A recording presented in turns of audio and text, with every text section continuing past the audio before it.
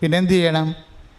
കർത്താവിനോടുള്ള സ്നേഹത്തിലേക്ക് തിളക്കത്തുള്ള സാധനമാണ് ചെയ്യണൊക്കെ. അവൻ പറയുമ്പോഴൊക്കെ നിങ്ങൾക്ക് ചെയ്യാൻ പറ്റും, സാങ്കേതികമായി ചെയ്യണതിനൊരു കുഴപ്പമില്ല.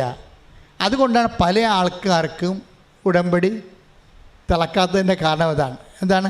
അവരൊക്കെ ചെയ്യുന്നില്ലെന്ന് ഞാൻ പറയത്തില്ല, അവർ ചെയ്യുന്നുണ്ട്. പക്ഷെ they are doing it with human സ്പിരിറ്റിലാണ് ചെയ്യണം, ഹ്യൂമൻ ലവ്. അല്ലെങ്കിൽ അവർ പറയും, ഇതിങ്ങനെ ചെയ്താൽ ഈ 10 കൊടുത്താൽ ചിലപ്പോൾ എനിക്ക് ഈ പ്രാവശ്യം പരീക്ഷയ്ക്ക് ജയിക്കാൻ പറ്റിയേക്കും. അല്ല, അപ്പോൾ അവർക്ക് ആരോടാ സ്നേഹം? ദൈവത്തോടല്ലല്ല, പരീക്ഷയ്ക്ക് ജയിക്കുന്നതാണ് പ്രശ്നമാണ്. അപ്പോൾ നിങ്ങൾ വസ്തു വിഷയം കേന്ദ്രീകരിച്ചുകൊണ്ട് അവൻ പറയുമ്പോൾ ചെയ്താൽ ആ ടെമ്പറേച്ചറിൽ ഇത് തിളക്കത്തില്ല. ഇത് ഡിവൈഡ് ഓഫ് എനി ഫാക്ട്. ഇനി നമ്മൾക്ക് ഇത് കിട്ടിയില്ലെങ്കിലും കുഴപ്പമില്ല. കർത്താവേ, നിൻ്റെ സ്നേഹത്തെ ഇത് തിളക്കുന്നതിൻ്റെ ചൂടെന്ന് പറയുന്നത് ഇങ്ങനെയാണ്. അതായത്, കർത്താവേ, എൻ്റെ വസ്തു വിറ്റില്ലെങ്കിലും കുഴപ്പമില്ല, പക്ഷേ നിൻ്റെ നാമം പൂജിതമാകണം. കേട്ടാ, കാര്യങ്ങൾ പോകണ്ടേ? ഇതിൻ്റെ വ്യത്യാസം ഇതാണ്. എൻ്റെ വസ്തു വിറ്റില്ലെങ്കിലും കുഴപ്പമില്ല, ഞാൻ ജപ്തിയായിട്ട് പുറത്തിറങ്ങാനാണ് നിൻ്റെ തിരുമനസ്സെങ്കിൽ ഞാൻ ഇറങ്ങും. പക്ഷേ എൻ്റെ കുഞ്ഞുങ്ങളെ തന്ന നീയാണെങ്കിൽ എന്നെയും കുഞ്ഞുങ്ങളെ പാർപ്പിക്കാൻ അറിയാം, ഞാനത് വിശ്വസിക്കുന്നുണ്ട്. അതുകൊണ്ട് ഞാൻ ഈ പെട്ടികളെ കേസ് വെച്ച് ഞാൻ നിന്നെ അളക്കത്തില്ല. അതുകൊണ്ടാണ് കർത്താവ് പറഞ്ഞത്, ഇപ്പോൾ അളക്കണത് ഒരു പ്രശ്നമാണ്. ഈ അളവുകാർ ഒത്തിരി പേരുണ്ട്. ഈ തഹസിൽദാരന്മാരും വില്ലേജ് ഓഫീസർമാരും റവന്യൂ ഓഫീസറും മാത്രമല്ല, മൊത്തം ആൾക്കാരും അളവുകാരാണ്. എന്താ കാര്യം?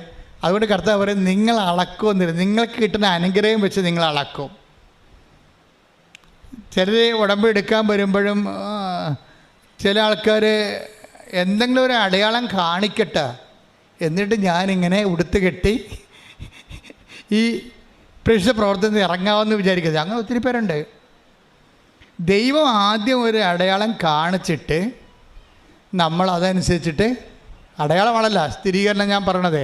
അപ്പോൾ ആൾക്കാരുടെ മൈൻഡ് സെറ്റ് എന്താണെന്ന് വെച്ച് കഴിഞ്ഞാൽ, ദൈവം ഒരു അടയാളം കാണിക്കട്ടെ, ആദ്യം എൻ്റെ കൊച്ചിൻ്റെ പനി മാറട്ടെ, അല്ലെങ്കിൽ ആദ്യം നിങ്ങളുടെ ലോണൊന്ന് പാസ്സാകട്ടെ, ആദ്യം എൻ്റെ രോഗമൊന്ന് ശമനം വരട്ടെ, എന്നിട്ട് ഞാൻ ഉടമ്പടിയിൽ പൂർണ്ണമായിട്ട് ഇൻവെസ്റ്റ് ചെയ്യാം എന്ന് പറയണില്ലേ? നിങ്ങൾ ഒരു കാലത്തും ഉടമ്പടി പുരോഗമിക്കത്തില്ല. എന്താ കാര്യം? നിങ്ങളെ ദൈവം അളന്നു കഴിഞ്ഞു. കാര്യം എന്താണ്? ഇങ്ങനെയുള്ള അളവുകാരുണ്ടാകുമെന്ന് കർത്താവിന് നേരത്തെ അറിയാം. Take the bed of God. നിങ്ങൾ അളക്കുന്ന അളവ് കോൽ കൊണ്ട് തന്നെ take the bed of God.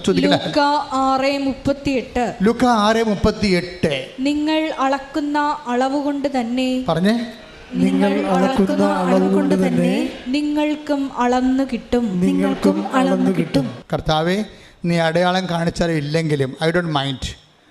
നീ കാണിക്കുന്ന അടയാളത്തിൽ എനിക്ക് കിട്ടുന്ന ആശ്വാസത്തിനേക്കാൾ ഉപരി എൻ്റെ ലക്ഷ്യം നീയാണ്. പറഞ്ഞേ, എൻ്റെ കർത്താവേ, നീ അടയാളം കാണിച്ചാലും ഇല്ലെങ്കിലും എൻ്റെ ലക്ഷ്യം നിന്നെ മഹത്വപ്പെടുത്തുകയാണ്.